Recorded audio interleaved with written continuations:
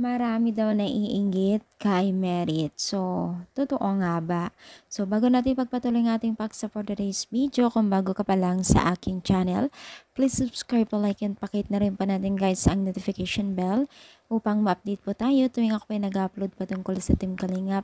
And please support pa natin ang buong Team Kalingap, lalong-lalo na po kila Kalingap Rab at Kuya Bal.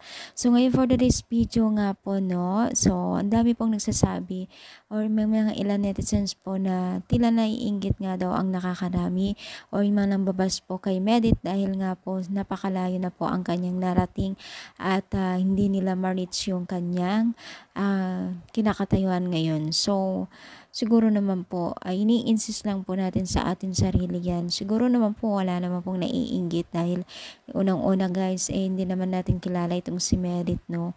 So, ini-insist ng mga nakakarami o taga-subaybay siguro ni Merit na iinggit sila dahil nga daw di umano ay tinanggal sa Team Kalingap. So, means hindi naman po siya tinanggal, no? So, baga role lamang po ito ng Team Kalingap. Kaya walang nainggit.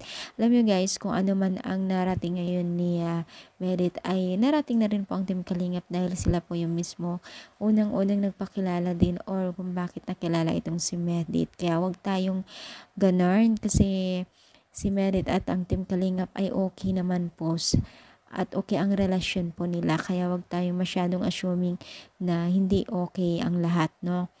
Dahil hindi tayo nakakatulong sa larangan po ng pagiging isang charity vlogger po ng Team Kalingap at si Medit.